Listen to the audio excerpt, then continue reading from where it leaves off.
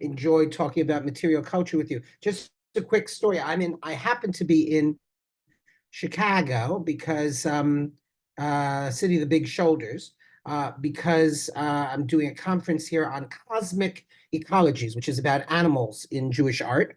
And it's been interesting. But the other day, Sunday, we went to the Art Institute because the Art Institute is closed on Monday, Tuesday, and Wednesday for some reason. Silly.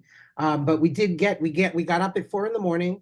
We got here, we went to the Art Institute. I don't think I got to speak to you, Mom, for Mother's Day. Sorry, Mom. I apologize. But we did text and we wrote and the kids called. So it's all good. And we're celebrating next week because we were out of town. So hopefully you're not too despondent.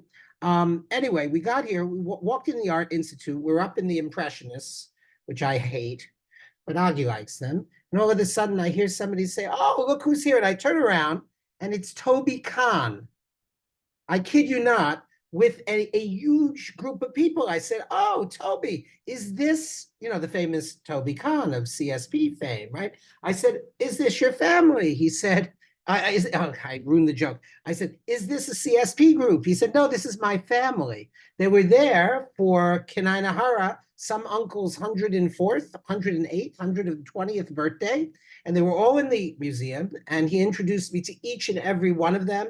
And we told each other how much we love each other and how brilliant each other is, all this kind of mutual appreciation. It was really fun. And it's not often that you run into a fellow CSP veteran on the job. So that was really cool. But that is neither here nor there. Hi, Ahuva. Neither here nor there. In fact, you are there and I am here. And today we're going to talk about one aspect of material culture that is no longer accessible to us, but is in an odd way, which is synagogues that don't exist. If I were to speak about all the synagogues that no longer exist, it would take us probably another 40 sessions, but we don't have 40 sessions.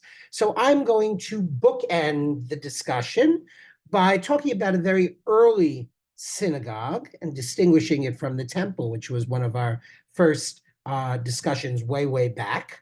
And I'm going to talk about some of the more contemporary synagogues that don't exist any longer, but are rising again, so to speak.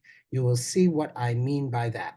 So in one of our earliest sessions, we talked about the Jerusalem temple, which was destroyed in the year 70 of the Common Era. And what was interesting about that was that we had both literary, that is textual, descriptions in the Mishnah, in the historian Josephus, of the appearance of the temple, plus we have some very exciting fragments of the architecture of the second temple. The first temple is irretrievably lost for the most part, and it's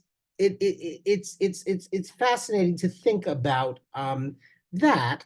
But it is equally true that at the time of the Second Temple, which was the central hub of Jewish identity and politics and connection in Jerusalem, and of which remains, of course, some archaeology, we have up north in the Galilee primarily a number of remaining artifacts from synagogues that did exist.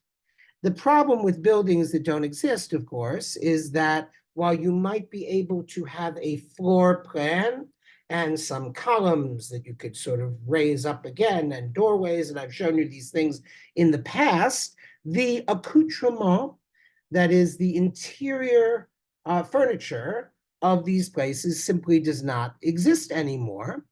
We are lucky, however, that although these synagogues surely had tapestries and rugs on the floors, they also had mosaic floors. And so there are some very famous mosaic floors that have been found. One of the earliest ones found in the early 30s in Beit Alpha, in Kibbutz Beit Alpha, when they were building a refet, a cow barn for their cattle. They struck a mosaic and they uncovered it. And among the other features of the mosaic, which we'll see soon, was this magnificent image of the sacrifice of Isaac. Everything labeled, Here, Abraham in the middle with a sort of halo. Isaac, little Isaac, who's sort of struggling almost. You can see his feet here labeled Yitzchak, the altar, the ram. It says Vehine Ayil, and it says in the Bible, Vehine Ayil Achar. Achar means behind, but it probably means in some sense twisted or traditionally it's meant suspended, right? Held in the brush by its horns. And here you see exactly that. And it says Vehi Ne'ayil, so it's a quote from scripture. The Vav conjunctive indicates that. And then most charmingly, a cloud with rays coming out of it, and a hand, and beneath the hand, the words Al Tishlach, which means do not send forth your hand to hurt the child. So this discovery in this cow barn to be, which never became a cow barn, I guess I had to put the cows elsewhere, who let the cows out. This discovery became a sort of flashpoint, an inflection point for the discussion of Jewish art, which previously people assumed that, well, it says in the Bible that you can't create images of things on earth and things in the sky and things in the waters, and alachas kama v'kama, how much more so could you not create images of human beings? And here, not only are there images of human beings, albeit primitive and charming. I love Abraham's beard and his tilted head and the way his eyebrows are going, right? But labeled with verses from the Bible, it really shook up the world of consideration of what Jews could and couldn't do and what they did and didn't do. And it conclusively proved that at least in two dimensions, there was art, and the art appeared in synagogue interiors. Remember, I showed you some domestic interiors from antiquity last time, and they were pretty, crappy, right? Everybody lived inside with their sheep, right? The wealthy lived more fancily, and there were mosaics on those floors, but figured mosaics with images of people, with images of objects like the sacra, the holy objects of the synagogue and the temple, have been found, continue, as we will see, to be found in synagogues. So the synagogues are erased, but the floors remain. And here you can see, obviously, a menorah of 7 branches. You have a shofar, a ram's horn. You have an etrog. You have a lulav.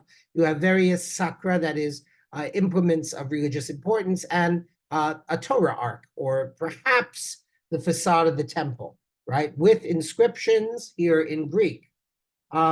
So it's, so you have biblical scenes, right, discovered very early, later on in Galilean synagogues. These are all from about the 4th century, but discovered in the 1930s, 1970s, and then more recently at sites like Hukok and Sepphoris, these amazing, like, narrative depictions of stories from the Bible, complete with Greek inscriptions, battle scenes, either from the Book of Maccabees, we don't know, or perhaps it depicts a scene from the life of Alexander, but so complete and so charming that they include elephants, war elephants. This is from a synagogue, right? Of course, there are dedication inscriptions, right? So just as today, if you walk into Temple Beth Mammon in Piscataway, New Jersey, you could see that this was dedicated by Mrs. Goldie Simon in honor of the Bas Mitzvah of her granddaughter, right? These inscriptions also exist. And if we were doing a program specifically on the mosaics, I'd give you more detail on them, but just fabulous things, right? So this is a whole set of images, one depicting, it seems, Jonah being thrown into the water and being swallowed by the big fish.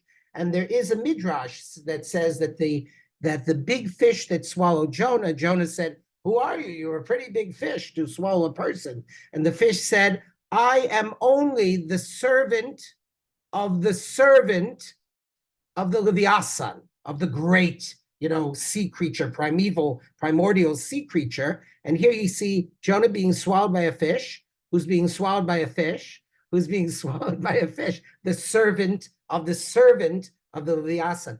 Fabulous stuff. Plus, the opportunity to show all kinds of interesting creatures, including up here, sirens from the story of Ulysses, right? So you have a combination of Jewish legend, the book of Jonah, right? With Greek legend. Here you have these bird women playing beautiful music, right? And so it's some of the sailors are pointing toward the sirens, and some of them are pointing toward poor Jonah. And then you have allegorical stuff. Here's a fish that's being caught by an eel, that's intertwined with an eel, which might symbolize, it's right in the middle, it might symbolize Jonah's fate, right? Or it might symbolize Odysseus's potential fate. Fascinating stuff. And in the same large panel at the bottom, there is the earliest known depiction of the building of the Tower of Babel. Look at this. These workers, stripped down to their undies, right, are climbing on ropes, are chopping up stuff, are putting loads, bricks maybe, on camels. Truly fascinating and quite amazing stuff. Mark, there was a question. Do you know the time period of this So art? they're all, as I said, they're all from This one. Yeah. this one. This is uh, sort of late Roman, early Byzantine, probably between the 3rd and 4th century. It's not. There's these things were just discovered. In fact, I'm going to show you something that was discovered and has not really yet been published, and so is very exciting. But there's still some debates, right? So we're talking between 2nd and 4th. There's depiction of Shimshon Hagibor, Samson, carrying the gates of the city of Gaza, which is Gaza, on his shoulder, right? And speaking of carrying things, last summer was discovered a mosaic, or 2 summers ago, of the spies returning from the Holy Land, and they're carrying on their shoulders the gigantic cluster of grapes, as the story occurs in the book of Numbers and Parshat Shlach. And it says that the grapes were so dense, the cluster was so big, they had to be carried b'mot b'shnayim, which means on a rod by 2 people. And the very latest images, which have just come out, and I don't even have them in color yet, are remarkable. Here is a woman, her head covered, looking serious, sitting under a palm tree, as a man with a sword standing comes to consult with her. That is the only and earliest known depiction of a woman in these synagogue mosaics, and that is Devorah HaNevi'ah. Devorah, the prophetess, who was also a general. She assisted or co-generaled with Barak, right? So that's really remarkable. And in the same synagogue, in Hukok, we discovered this image, which shows a woman here with a tent peg that she presumably has a hammer in the other hand, which we can't see, that she holds to the temple, not the building, but the physical temple of this gentleman, who is the general Sisera, who's being killed by Yael the Kenite. And that story is mentioned in the song of Devorah in the Bible. So it's remarkable what we're finding in mosaics. But the most... Mark, just one question people have asked. Why are these colors so preserved? Some of them are amazing. Is it just because they were under layers of dirt? But still, yes. And do the other ones have similar types of colors, or are these just more vibrant? Because They they're were pretty amazing. all very colorful. They were all very colorful, but we're talking a couple of, almost 2,000 years. They faded somewhat. much of it is missing, right? And so we have, we see what we see. We can propose to reconstruct them in even more vibrant colors. Some of the things we found were very, very vibrant. The star of all the synagogues that are lost, of course, is the famous synagogue of Dura Europos in Syria, which may be doubly lost. Let me explain. Where Syria is in the Middle East, there it is. And in Syria, in the east, almost on the border with Iraq, is a desert outpost called a town called Dura Europos. It is right on the Euphrates River. It's near a number of famous archaeological sites, including Edessa up here in the north, Palmyra, right? It's not too far from Damascus here, and Baghdad over here. It is near, similarly distant on the Euphrates from Pompadita and Nahardea, which were two very important centers of Jewish learning. The Talmud was compiled in those places partially. It is near the area of Adia Bene, which was it had a wealthy queen who converted to Judaism and came to see the temple in Jerusalem, we know. And Little Dura is here near the Euphrates.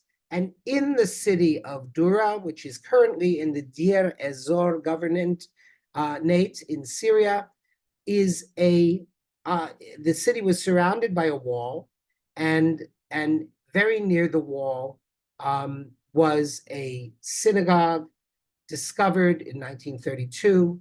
It was built around 244 of the Common Era.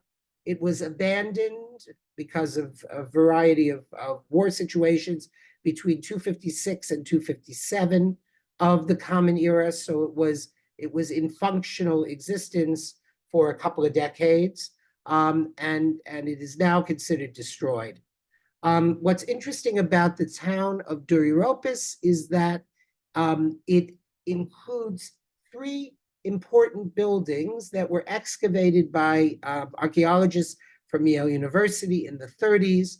One was the synagogue, which you see here in yellow, which is, as you can see, it was literally built into the wall of the city, as we'll explain.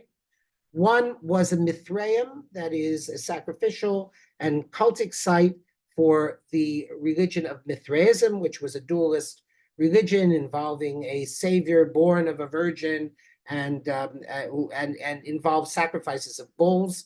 It was quite a popular religion among military people, and this was a military garrison.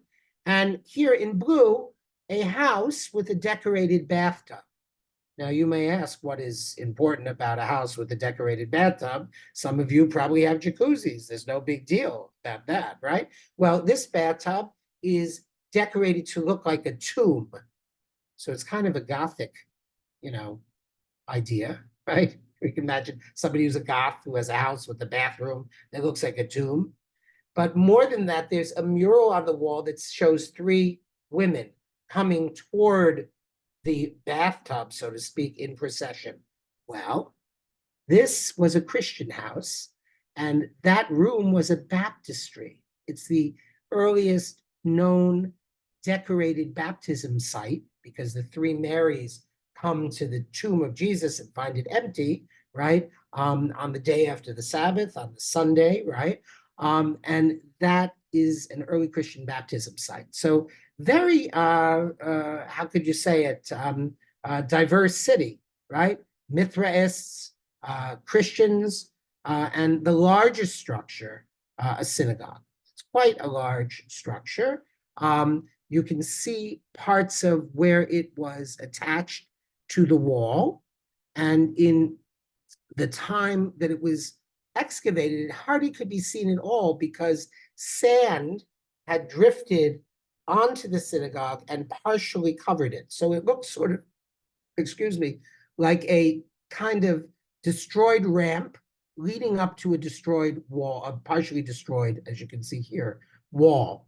But Yale archaeologists uncovered it, And they found that it was just as sometimes you'll have in urban centers a church that's in the middle of a block of buildings in a given block. This happens in New York very often. There are freestanding churches, and there are churches and synagogues that are part of a architectural block. The synagogue was as well.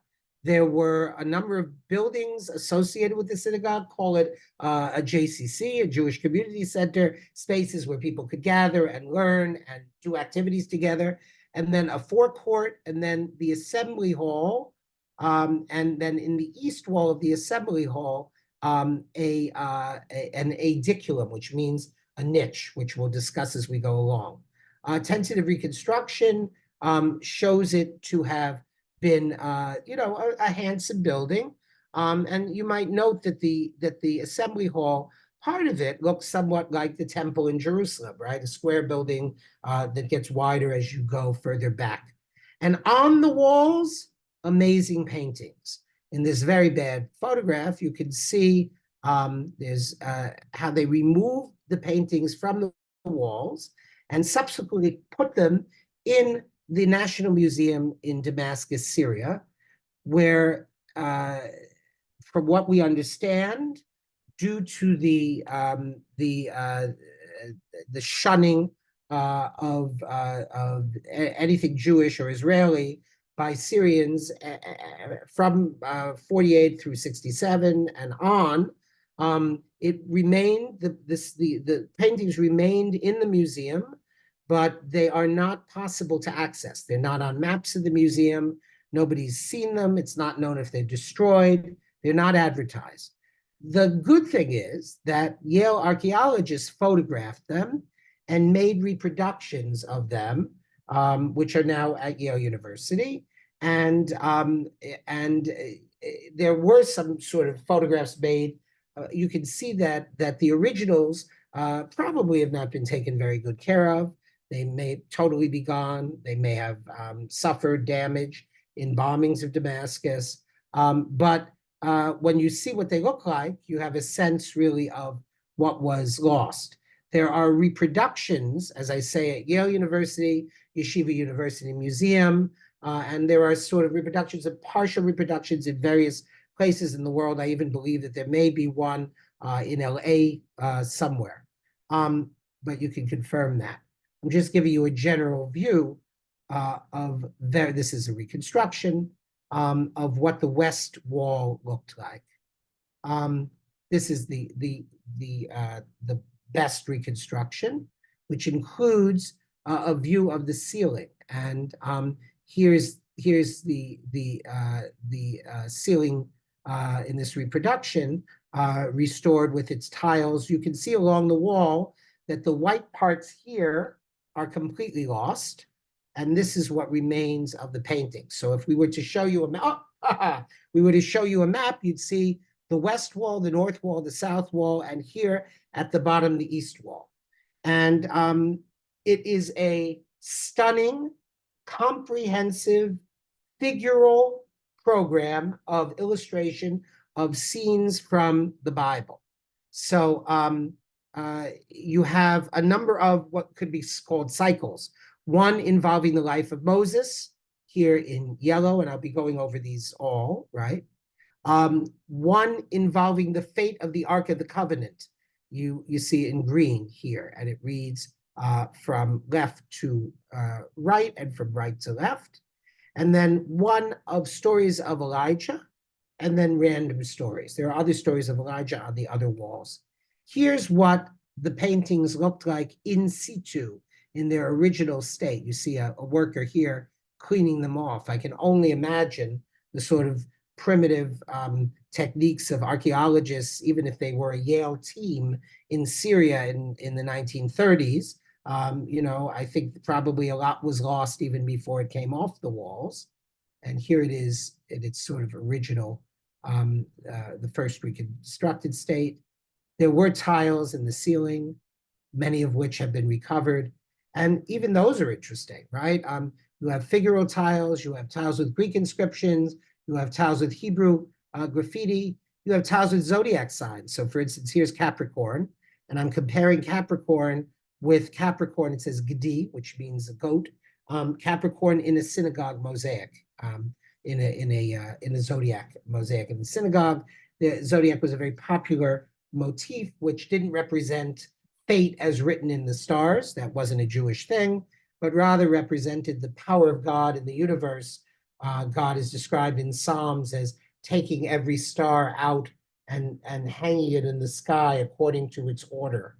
So the zodiac represented divine order in the universe. I'd like to take you on a little tour of Deuteropis, which you can't actually do, so this is the best we can do.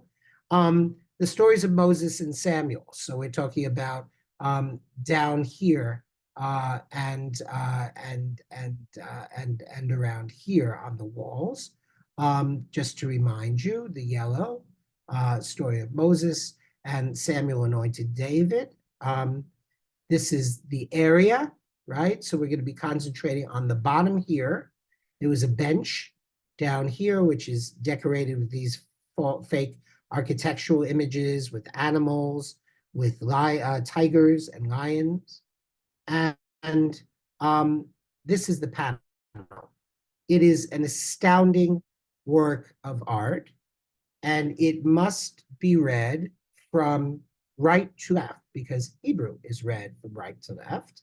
And on the right, we see a city representing Egypt. We see courtiers, and we see Pharaoh on his throne. Pharaoh is depicted as a Sasanian monarch with, or Assyria, I should say, not Sasanian, that's right, Syrian monarch, sorry, with a short tunic and pantaloons. And Pharaoh is speaking through this courtier and telling the midwives that they should kill the Israelite male firstborns. Here, Yocheved, Moses' mother, places Moses in a basket, and the basket drifts down the Nile, whereupon we see this famous scene. Here is the daughter of Pharaoh, who's depicted, may I tell you, here's the Torah shrine, okay? Here is this image. So I'd say 8 feet from where the Torah is, we have a fully nude, or almost nude, because she's wearing a necklace and an armband, female figure, full frontal nudity, holding little Moses, who she's taken out of his little ark among the reeds, the bulrushes, and handing him to Shifra and Puah, the midwives, who of course are Moses's own mother and sister, and she's attended by 3 handmaidens. It is simply stunning, and people, if you have relatives who won't shake a woman's hand, you might show them this and ask them if they thought that these people were any less religiously observant than they are. Right? The answer may be yes, because while there was no reform in Judaism in this period, there's no reason to think that everybody had a universal set of religious practices. But certainly for these people, full female nudity in proximity to the holy objects like Torah scroll, etc., at least in art, was acceptable, because nudity could be erotic or not erotic. And in this case, nudity simply betokens the way people bathe. They didn't have bathing suits. That wasn't a thing. So if Pharaoh's daughter is going into the Nile, right, to bathe, she's going to be naked, right? So, if it's erotic, that's on you. Very, very, very interesting. Could be discussed more. And as I say here, Samuel anointing King David. And they're so beautiful and so sensitive. And I love the idea of, David has his hands, not David, I'm sorry, Saul. Saul has his hands wrapped in his coat because something sacred is about to happen. Samuel the prophet is taller, right? In fact, these symbols on the garments were symbols that Jewish men wore on their garments. Women had a different symbol. So it's a fascinating, sophisticated work of art. Among other highlights, on the west wall is the Esther cycle. And that's fascinating. Also, we're looking at the white here. And we're looking here right next to the ark. There's an image of the birth of Samuel, which is quite rubbed and hard to see. But the image of Esther, the story of Esther, is fascinating. We have here King Ahasuerus, and he's seated on the throne. The throne has lions and eagles. And indeed, it says the king was sitting on his kingly throne, which was in Susa, the capital, and the rabbis comment that this was the throne of King Solomon, which had been taken from Jerusalem by the Assyrians, the Babylonians. The kingdom fell to the Persians, and now King Ahasuerus in the book of Esther sits on that very same throne. And behind him, but elevated, is Esther, who has an attendant. And the king is sending out his decree. And what is he decreeing at this moment in the story? That Mordechai be led on the king's horse, wearing the royal garments by Haman. Here's Haman with his short tunic and his bare legs. You know, he's like he's a gangster, right? And everybody is acclaiming Mordechai. This is these images that I'm showing you. This one and this one and this one are all sort of they're painted in the colors that when they first came off the wall, that's what they look like, right? By now, they may have faded just from exposure to the air, because remember, sand had covered these walls since the third century. Some of the original photos, however, for instance, of the king Ahasuerus and Esther, even though they're in black and white, they're so beautiful. I have to show them to you. Look at the sensitivity of these faces, right? Just beautifully done. Her necklace, very, very, very charming. So the Dura Europos synagogue is astounding, not least of because on its walls it actually depicts the Jewish temple at a time when the temple had only been destroyed 150 years previous. Now, this is not to say that the temple looked like this, but this is how, or that people in Dura ever saw the temple in Jerusalem, but this is how they imagined it, right? A large crenellated building, 3 entranceways, the building behind, and the sacra, the altar of sacrifice or incense. It's hard to say. The menorah, right, the holiest place, and a bull with a man with an axe, a slaughterer, a ram, a cow, right, another bull perhaps, various figures in what seems to be priestly garb. It's lined with gold, and this figure in a cape with his head covered with a big brooch, which probably represents the Urim V'Tumim, the sacred clothes of, you can see it in Greek here, Aaron HaKohen, Aaron the priest, right? So just an astounding array of images in the Moses cycle, Moses leading the people of Israel who are Hamushim, who are armed out of the land of Egypt, and Moses directing the Israelites as the Egyptians are drowned in the sea.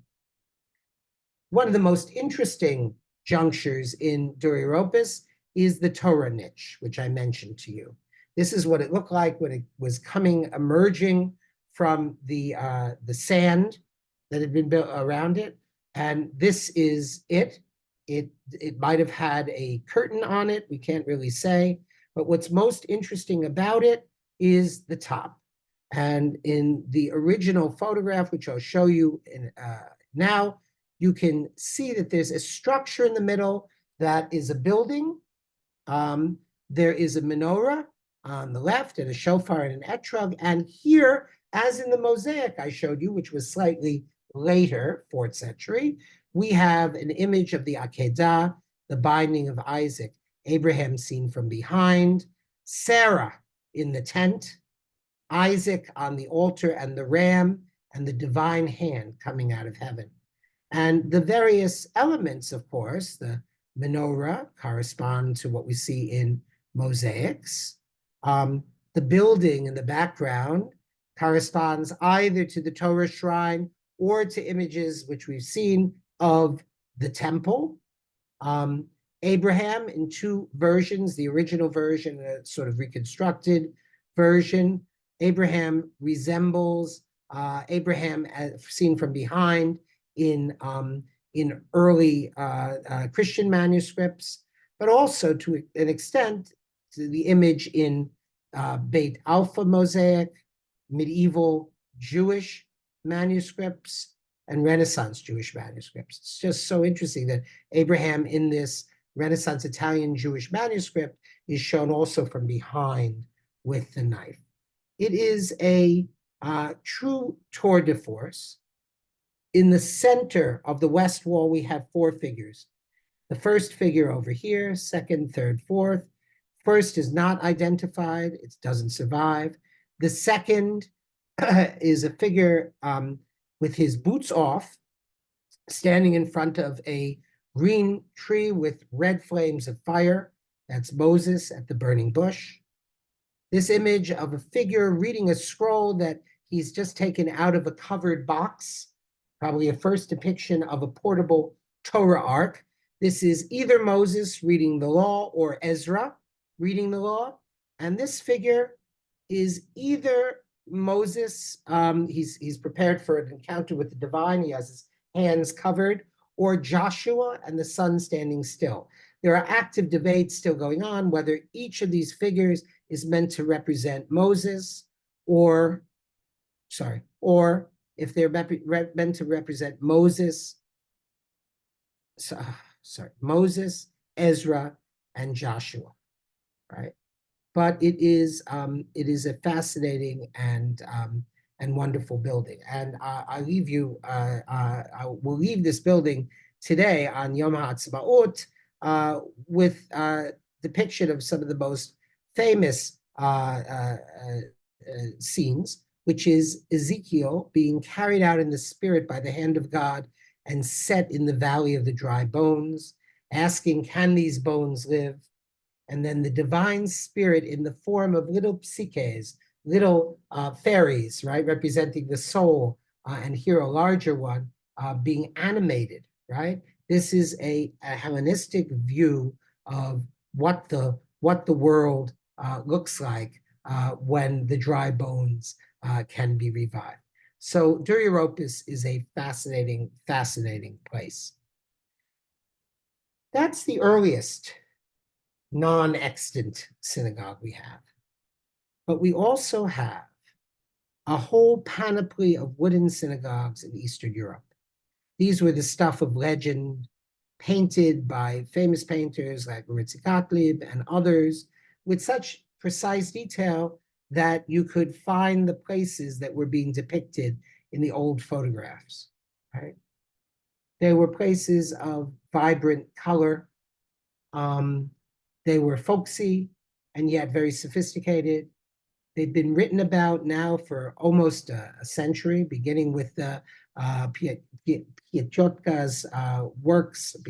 works on wooden synagogues. They weren't the only decorated synagogues that don't exist. There were magnificent stone synagogues with gigantic bimas, but the wooden synagogue was the stuff of legends.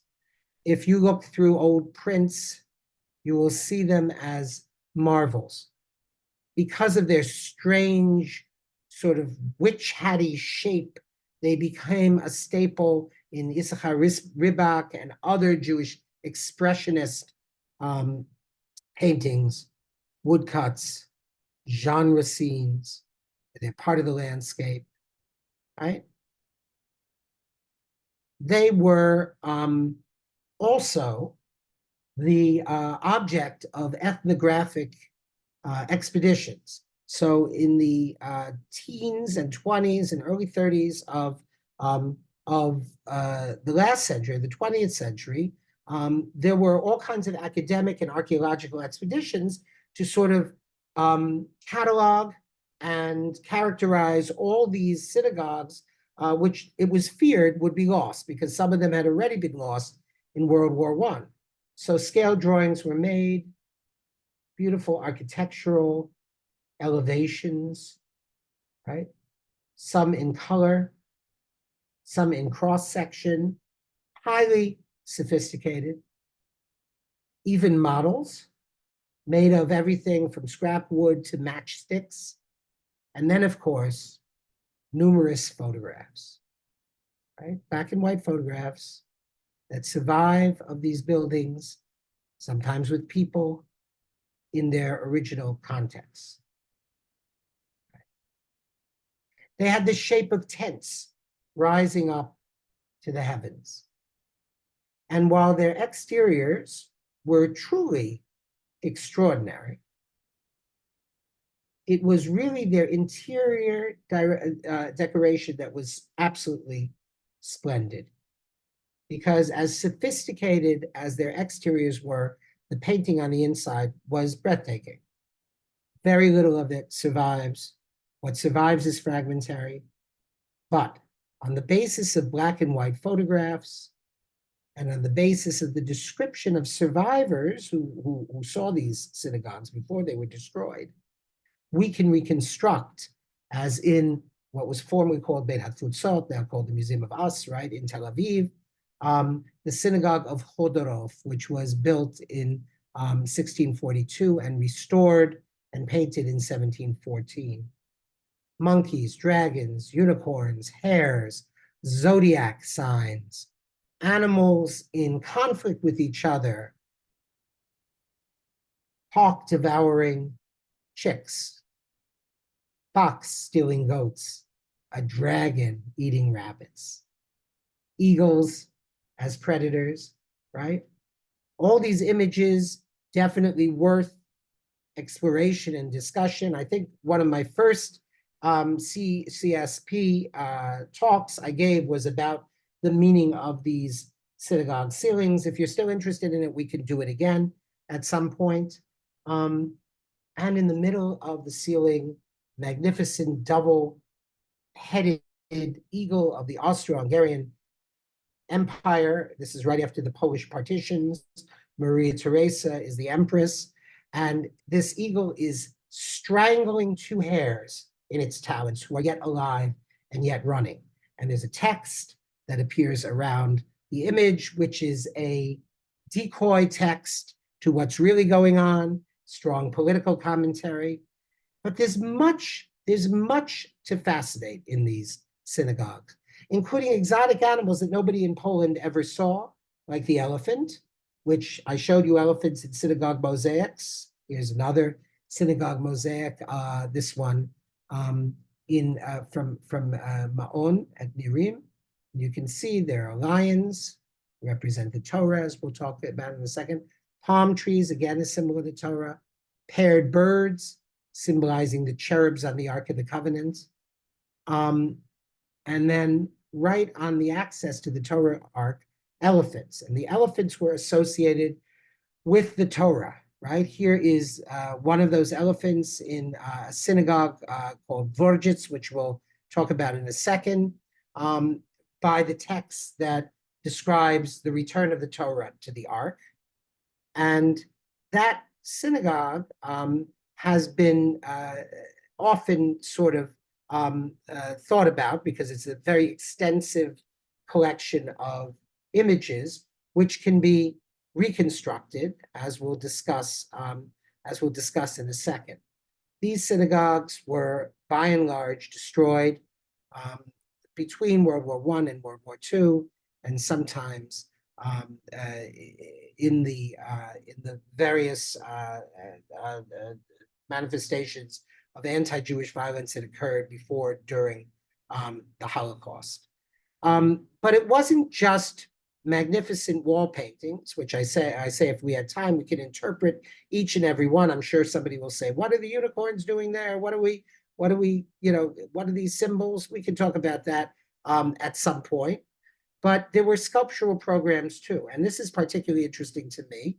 This is sort of, here's a Torah Ark, again, with the double-headed eagle, right? Symbol of the government, but also perhaps symbol of the divine government.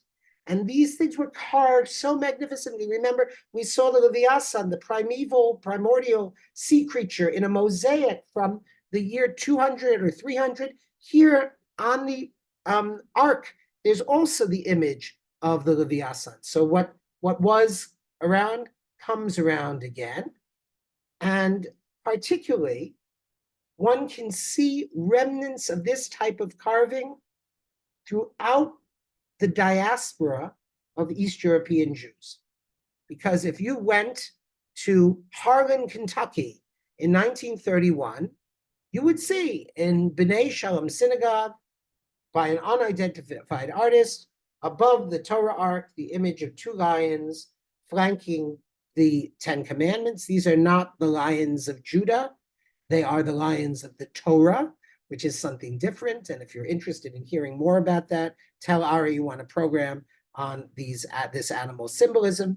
But what's really interesting about these and other such lions is that they have a connection with carousel art.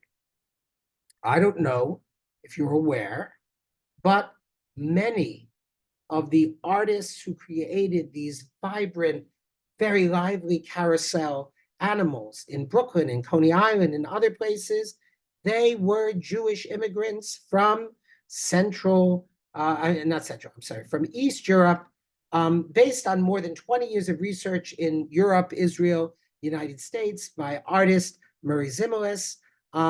There's been research on these people, their workshops, and what they did when they came to America, which is carve carousel animals. Look at this workshop, and look on the top here. You can see images on the wall intended as guidance for these Jewish carvers. See this lion? There it is in real life, right? And of course, these things owe their origin to Jewish folk art, right? The prancing deer here resemble the prancing horses. And we know that the artists of these carved images in synagogues in America, either sophisticated, heraldic, primitive, were carvers of synagogues in Europe. So fascinating legacy. There have been attempts to reconstruct these wooden synagogues. If you've been to the National Jewish Book Center in Massachusetts, you've seen like a shtetl that's built in that style. There are a couple of synagogues that are actually reproductions or small-scale reproductions of the carved wooden ones. Some actually in situ in Poland. Okay. But I want to tell you about a remarkable project that was engaged in by my friends at the Hands House Studios in Massachusetts, and they created a project. Rick and Laura Brown took a decade to reconstruct the interior of Glorjitz Synagogue in order to display it at the new Museum of Jewish Heritage in Poland called Polin. And it was dedicated a few years ago. I was involved in some of the commentary, and you can see this project, how it looks. It's just the ceiling, the dome, some parts of the walls.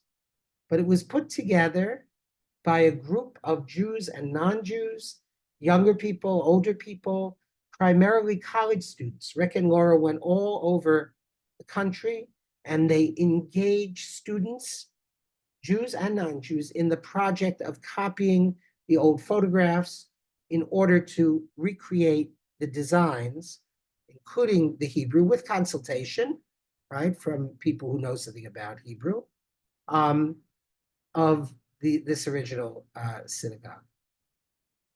It's a remarkably successful project. This was at the beginning of the project. And just the mapping of what existed in the synagogue, right? So that in 3 dimensions now we can see the bima, the decoration, the lantern, and all the magnificent decorations. Here's the Leviathan again, right? So gorgeous. It's gorgeous, gorgeous, gorgeous. It resembles an Ottoman tent. It resembles the tent of the tabernacle. It's full of symbolism. What are these griffins doing there? I don't know. I do know, but I'm not going to tell you because we have 5 more minutes.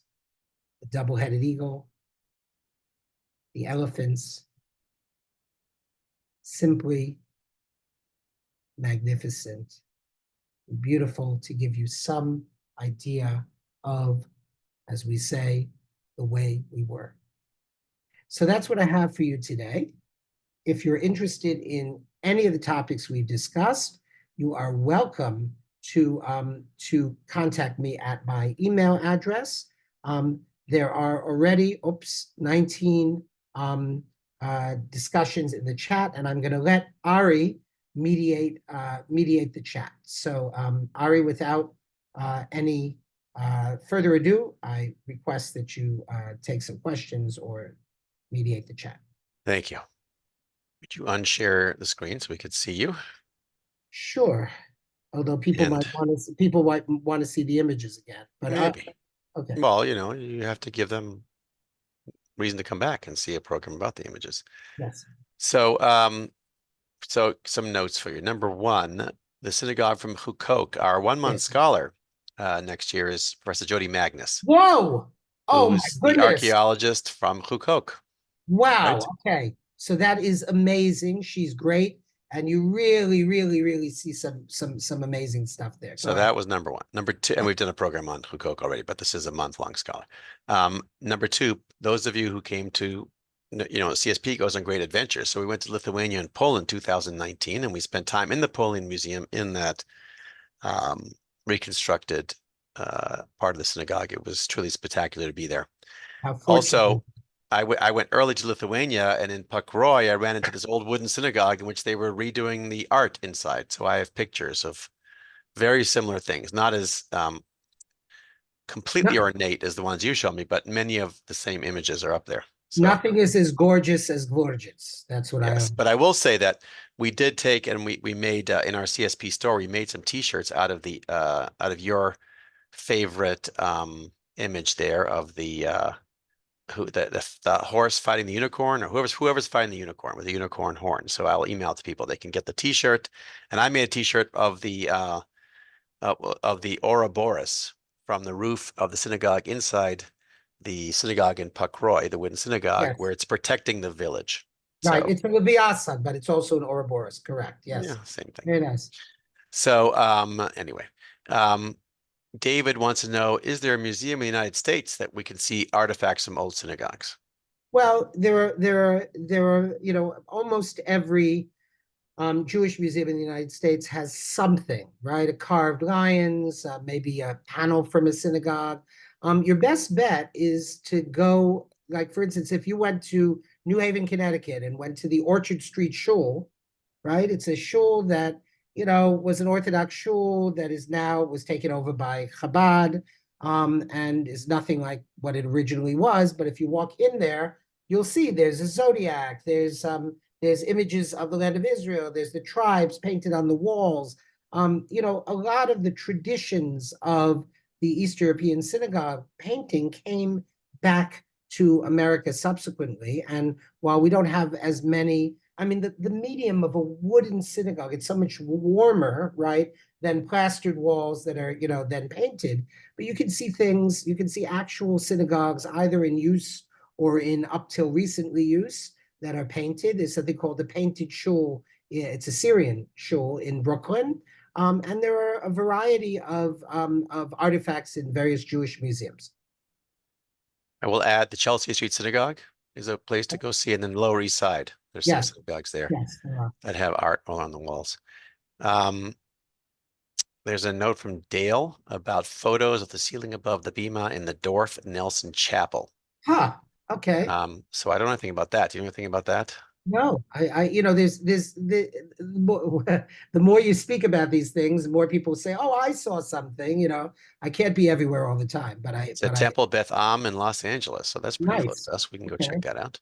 cool. And you neglected, Sheila's like, you neglected, Mark, to mention there was documentary made about your Yes, friends called Raise the I Roof, which I will actually, share with people. right. So I actually have the documentary as part of the PowerPoint, but the trailer at least. Oh, You could see the actual documentary as well. Ari will send it's that. amazing. Yes, I will share links to the Diri Europa stuff, to the Hukok stuff, to the Raising the Roof. And unfortunately, we're out of time, Mark. What can I say? Oh, It's 5 o'clock. I think I will end by saying thank you for the series. People came and they stayed. Ruth Schick, I think, came to every program. So, right. Oh, and Bernard, wait a second. Bernard does correctly say that as in former Beit HaTfutzot in Tel Aviv, Yeshiva University has a model of Duri Ropis, smaller scale, and models of various synagogues around the world. You can go see those in the Center for Jewish History in New York. I think I'll be there. Oh, But anyway, isn't it called the Anna Museum now? Or is that yeah, yeah. different? It's called Abi. Yeah, yeah, Anu. I know Yeah. us. Okay. So I will be there. I anticipate in who knows, pretty soon. Ari, I wish you and everybody in Israel health and strength. I wish that the hostages be brought back whole and intact, and I wish for a lasting solution to peace in the region. And I wish for a number of other things that might not accord with the politics of everybody here. So I won't articulate those things loudly, but I hope for better times coming. And I think that you'll bring a good deal of comfort and joy to many people when you're there with your group, because CSP is a great shining light that deserves the support of all of you. Any of you who's not, a high level member of CSP, now's the time to do it. 24th anniversary. Unbelievable. Ari Katz brings into this world more and better Jewish education than anyone I know. He didn't even pay me to say that. I didn't. Now I have to pay him. Well, what can I Now he's say? going to email me and say, "Okay, I want 10% of whatever I just raised." Okay, well, thank you, Love you everybody. all. Hi, Amen, Mom. amen, Hi, Mark. Mom. Thank you. Hi, Amen, amen, everybody. Say amen. hi to Mark's mom.